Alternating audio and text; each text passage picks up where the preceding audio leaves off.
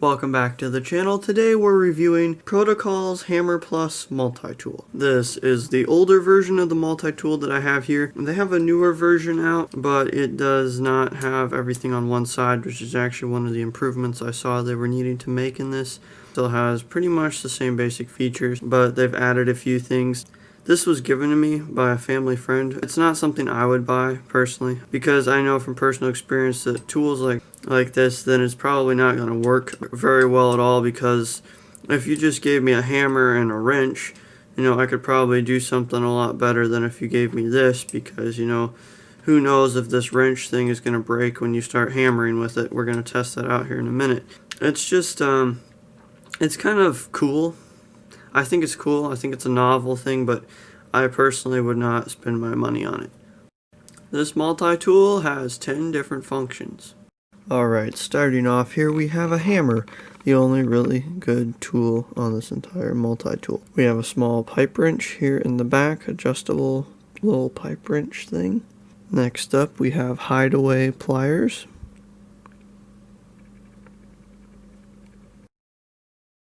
We have a knife blade. There's a file. Not very good, but it's still a file. Serrated edge. They call this a scraper. To me it looks more like a flathead screwdriver, like you'd see on a Victorinox or something like that, but this is a scraper. We have wire cutters. And then for the last tool we have needle nose pliers, which are just the end of the big pliers.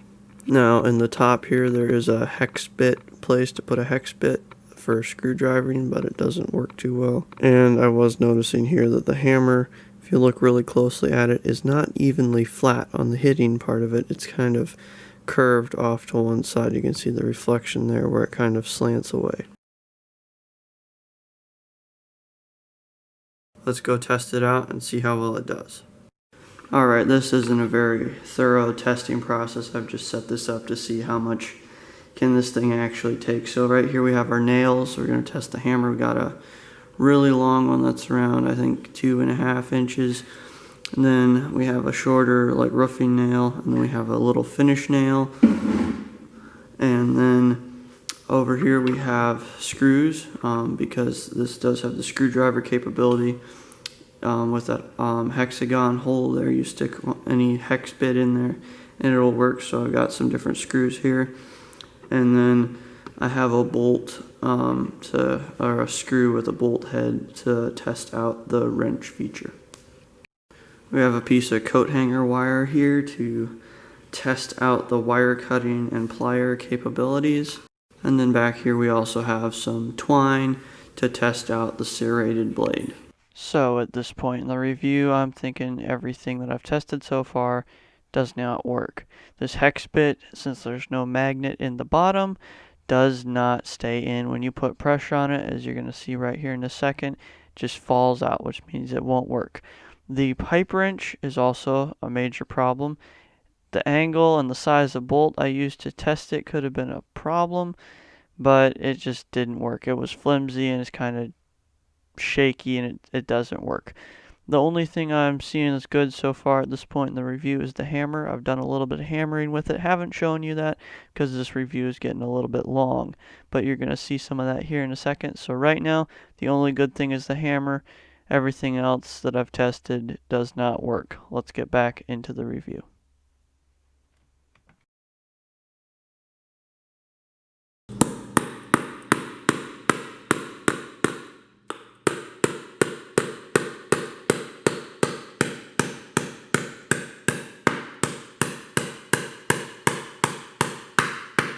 Alright, let's go with this little one here, see if we can make it work this time.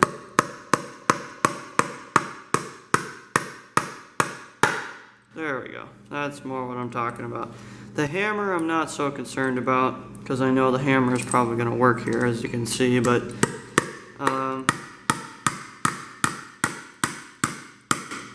the stuff I'm not so liking right now is the handle. It's not a very comfortable thing. I mean, this part's okay because you got the tools in there making it round, but back here it's kind of painful. So I mean, if you were doing this this all day with a tool like this, it wouldn't be very comfortable at all. Alright, let's test out the wire cutters here on these pliers. I mean, the hammer feature, right now, this is what I'm thinking.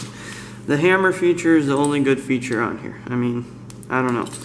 That's pretty much it. I mean, it looks like a hammer. It's probably designed to be a hammer, and everything else on here is just extra. So this is some really thin wire that came wrapped around some spools of chicken wire we got.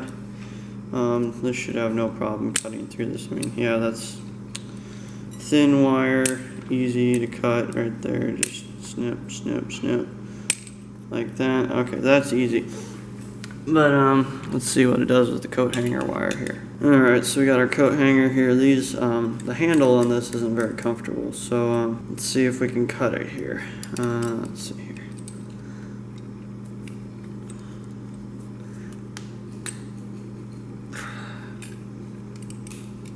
Well, we have a dent in the wire, but I think it's denting the tool more than it is the wire. Let's see here. There we go. Actually, there's not a lot of damage on those cutter heads right there. I mean, there's a little bit, but not like I would think would be there. And then we have our 2 pieces of wire. Let's do some bending of wire here. We got the pliers, needle nose pliers here. Let's see if we can bend this. Just bend it like that and make a little curl out of it here.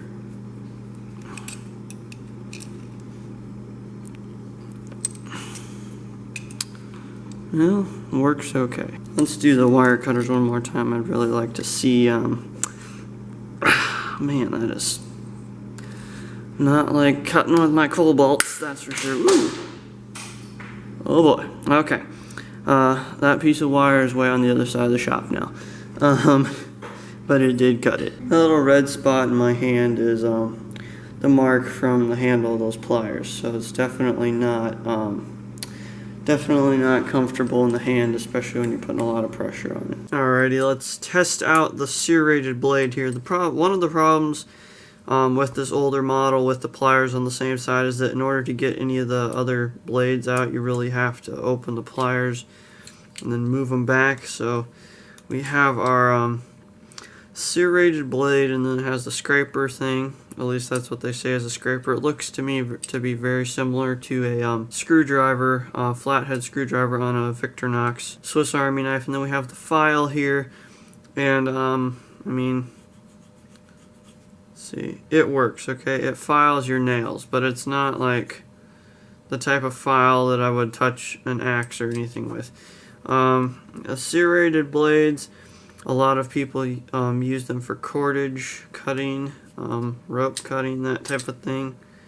So we have this little piece of jute twine here, and that cuts. Let's try some 550 paracord. Okay, this is some of Tough Grid's mil-spec 550 American-made paracord in the black color. The 550 cord is tough stuff. Let's see if we can cut it with this. This is not working too well here. Let's see. Works fine for string and twine, but I think the serrades are there we go. I mean, that's not a very clean cut. Let's see if we can get it cleaner here. It's kind of like a saw. I guess you have to saw through your rope. I mean, I just assume take a regular knife blade and do mine, but let's see. We're almost through. There we go. Now I gotta clean all the fuzzies off of my table. Let's test the regular blade here.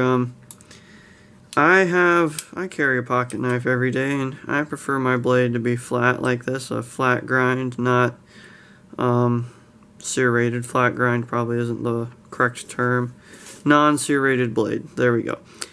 So I cut string and all kinds of stuff with my knives. String, boxes, rope. I've even cut food with them before. But you know, it cuts the little twine really well. Let's try some 550 cord here. This is Yeah, see, like that's more what I'm talking about. I don't like messing around with serrated blades and stuff. I just like, you know, scissors or knife blade, snip and you're right through it. Cardboard, let's try out some cardboard here. Look at that. It's binding on me. Try this side here. There we go. So we stick it in here.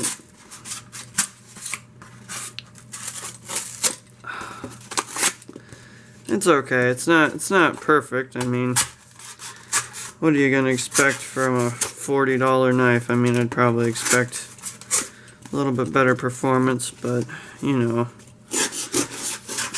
nothing is perfect in this world. Never will be. Okay, so far, what I'm thinking right now, the only good things really on this tool are the hammer, the regular flat knife, and the straight knife blade, and possibly, if you had to, in an emergency, the pliers. Other than that, it's not really that great. Alright, let's talk about pricing here. This older model on Amazon, at the time of the making of this video, is $44. Do I think that's overpriced? Yes, I think that is extremely overpriced. I think for what you're getting here, you shouldn't pay any more than $10 to $15 maximum for this. The newer model of this, the only place you can get that is directly from the Protocol website, protocoldesign.com. And that newer model has a few improved features, a few more tools, and that is $24. But the original price, that's the sale price currently, the original price on that one is also right around $44. So I do not think this is worth the money at all. And I'd say probably $15 max would be pushing what I'd pay for something like this. And I honestly, if you came up to me on the street and handed this to me and say, would you buy this? I would give you an answer right now without even messing with it, without testing or anything. I'd say flat out no. Because for $20, $30, you can have a Victorinox Swiss Army Climber. Does this have everything that's in this? No, but this knife I've had for 5 years. I've done all kinds of stuff with it. It hasn't braked. Everything works on it. It's very cost effective and it gets the job done for a very cheap price. This is way overpriced. Alright guys, I guess you can kind of tell already what my opinion of this is.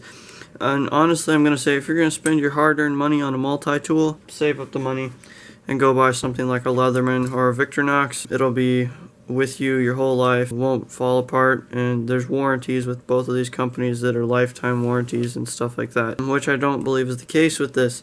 So I do appreciate what Protocol is trying to do, and I do kind of like the novel idea, but I do not think it is worth the money. It is not something I would buy personally, and really the only good thing I'm seeing with this on here that performed flawlessly would be like the hammer. Other than that, this isn't really worth the money. I've said that a lot, but I'm going to say it again. Save your money, save your hard-earned money, go and buy a Leatherman or a Victorinox instead, and you'll be a lot better off and a lot happier. So guys, sorry if this video ran really long. I hope you enjoyed it. If you liked it and it gave you helpful information, give it a big thumbs up. That is it. Stay safe. We'll see you on the next video. Alright, so we cut that piece of wire right there. And if we walk way over here, right back there in the corner, is that little piece of wire. Right there. Little focus here. Right there is that piece of wire.